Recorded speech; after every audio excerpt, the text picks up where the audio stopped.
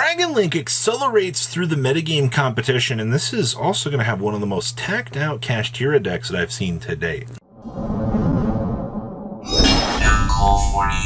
A big 30% of you that have not smashed the ever-living crap out of that subscribe button. Smash it so you guys don't miss out more content. We're going to be going through the Houston Regional Breakdown today, and that's a lot of Dragon Link. I'm not going to lie to you, when I initially saw this, I was like, wow, you know, like, so many players are bringing Dragon Link to the table right now, and they're having success with it. By far, out of every regional that I'd seen out of weekend one here, this was by far the biggest breakdown here for Dragon Link. And I think that's a good indicator that players are testing out other new things, or that just means that Bysteals are the best hide-and-seek champions of 2023. Either way, it does prove that there is a lot of good things happening in the meta. Now, the other hide-and-seek champions, Kashtira out here, did have two variations make top cut, but I think the thing that's most interesting was the super heavy version of Kashtira. Yes, that's right, you heard me say that. Who doesn't want to be able to pendulum summon out all their Kashtira monsters and then just laugh at their opponent? When we get the chance to take a look at list here in a second, you are going to see some of the craziest little innovations out here that players are playing right now. And I think that in and in itself is crazy. We also had two Labyrinth decks in Top Cut as well. That's one of the higher representations of Labyrinth that I've seen out of the weekend. Labyrinth storms in as a very good deck for very early stages of a metagame, especially, you know, back row S decks. I think that those will always have a good place in the meta. And then we had one Gold Pride out here. This is not the first time that we saw Gold Pride having success out here, but this is pure Gold Pride. This is none of that punk stuff. So that's very interesting. Let's pass on over so you can take a look at what actually happened here. All right, so winning our event here is Super Heavy with a very small package of one Shinkuro with Kashtira. So what you're telling me here is we're just going to get to the burrito. The burrito brings out something, and then we use it as a stepping stone to make the Baron. Yeah, that's really about as exciting as it gets here. If you were expecting like some crazy like 900 IQ, unfortunately, you're not going to get like crazy levels of innovation out here. But what you do get, I mean, you get a very consistent backing from this. We're only playing one Rise Heart, which I think is fine. A lot of the builds that we've seen have been gravitating more back towards 2 at this stage. Card is incredible. I mean, like, it's one of the best extenders that you have, but you're trying to get cheesy in here. What is this, a 6 card splash in this deck?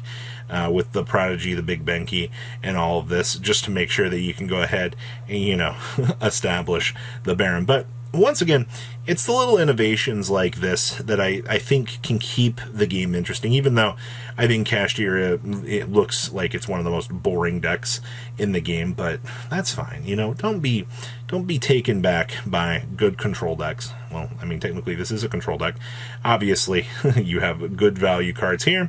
And outside of that, yeah, list feels very standard. Obviously, good value in your hand traps. And then, of course, still siding some kaijus down here as well. I can't get over the fact that we're playing little Shinkuro out here in the year 2023. Good stuff. Next up here is Gold Pride. I actually just want to say congratulations out here to the fact that somebody gutted out the entire punk package from this deck, the thing that gave the deck the life point burn and all of that, and we actually have a working pure Gold Pride deck. It's really nice. Now, the other thing that catches me off guard here is we are playing Dr. Frankenderp. If, you know, in whatever capacity you see this, you know, go ahead and pay 500, look at the top card of your deck, either place it on the bottom of the deck or reveal and add it to your hand, but then you have to skip your next draw phase if you do take the ad. But I mean, like, Gold Pride's entire thing is you're going to be setting up a very big board, so you can do your thing. I also see that our level 3 of choice down here is Flame Ghost. Man, this takes me back. The fact that we actually get to play Flame Ghost in this deck is beautiful. But yeah, you have a lot of strong option trees in this deck. I mean, also, you know, Herald of Abyss down here. If you think that your opponent's going to be doing something that is going to be an issue for you, you have this to, you know, out it. Thank you, Purely, for scarring people so much in the format that they have to bring this card into the metagame. If not, I mean, it's just kind of, it's a free loss across the board here. Next up here we have, Dragon Link. We're sporting off 46 cards. Holy moly, that's a lot. We are pretty decently sized Bysteel package in here, which is fine. There's the Black Metal Dragon. This is literally the thing that holds this deck together, I feel like. Because you can use this to turbo out for Darkness Metal here, and then move along with your day, is amazing. We are seeing the Starless Shapeforts in here. Rocket Package is correct. I've seen some people trying out Rocket Caliber, which I think is cute at the end of the day, but it hasn't been too crazy in terms of upwards results here. And we are also starting off triple Rivalry of the Warlords here. And we're also playing triple Skill Drain in here. Now, I think that this is actually kind of wild that they opted for, you know, actual floodgates in here. This isn't something that I really thought that I would see Dragon Link bringing to the table, but it does look like it did merit some results. 10th place down here is Sky Striker. Now, I was curious to see what Sky Striker innovations really are this format, and it stinks to end up in a 10th place, but the fact that you do see this deck getting results here, I think is also very, very good. Players will underestimate the fact that, oh my gosh, like, engage into a gauge is easy, you know, just cut them off so they can't do it. I mean, this deck is very much known for its, you know, snowball effect.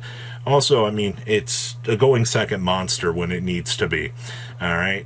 Of course, you have the classic OTK built in here through this. So, obviously, I think most of the things that this deck are going to do are going to be very, very standard, at least as reminders to the last format. Also, the fact that we're side decking Thrust and we're not actually trying to do things with this, a lot of the more classic builds that we were seeing as of late were slightly more successful because of this card. So the fact that you are seeing a little bit of a dial back on preconceived notions for this deck does prove that people are innovating it, and that's good. And also, seeing a 10th place is nothing bad. Yeah, it stings that you missed out of, you know, top 8, but this is still a build that you need to be aware of existing in the meta. Next up here, we have Vanquished Soul. Now, this did get 23rd place. Now, in terms of things and life lessons that we've learned, TC Boo has been in pretty much every single version of the deck that we've seen,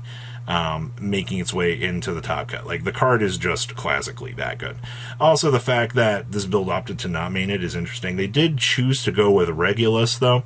I guess this is because they want to try to set up some sort of end board to make sure that, hey, you know, we have an interruption, you know, like, we can actually detour the opponent so we can do our thing. And then, of course, the classic Rise Heart in here. Wherever there's 3 Fenrir's in this deck, there will always be a Rise Heart next to it to be able to toggle for the same little engine that we've seen down here. The fact that all of your level 7 synergy that you get with this deck, I think it's quite hilarious out here. So, something a little bit different than what we've been used to seeing out here, but it does prove that, you know, you don't need Parallel Exceed, you don't need, you know, some of the other crazier things. You can get your invite with this and still have it work out for you. And our last list here is Marincess, really. So this duelist actually won a trophy tournament and then made top 32 out of the event, which I think is pretty interesting. And we are playing a Basalama in here as well. I haven't really seen this card show up all that much, but this is a little bit more interesting of a tech choice here, especially if, you know, you're seeing results here for this. And then, of course, I love the fact that this deck gets access to Stealth Kraken. You will see builds every so often that will try to, like, expand out this package. I feel like if you're trying to expand out the package too much, like if you're trying to get to, like, the Kraken spawns and things like that, it's not really worth it, alright? I think that if you just stick to, like, the bare minimum of what Marincess wants to do, which is, you know, build the standard board, you know, laugh at your opponent in Aqua Argonaut with, like, 3 equips to it. And yeah, you are playing 1 Battle Ocean. This is the first time I've seen triple dive expanded. Most people at this point have all agreed that, like, trying this many dives is not the method of things. So very, very interesting to see what we're looking at here. That wraps up everything that we had out of Houston. Very interesting, like the other half of things. So please, leave a comment down below to what you guys think. I'll see your beautiful faces back here later in the day, guys. Peace out. Patrons, thank you.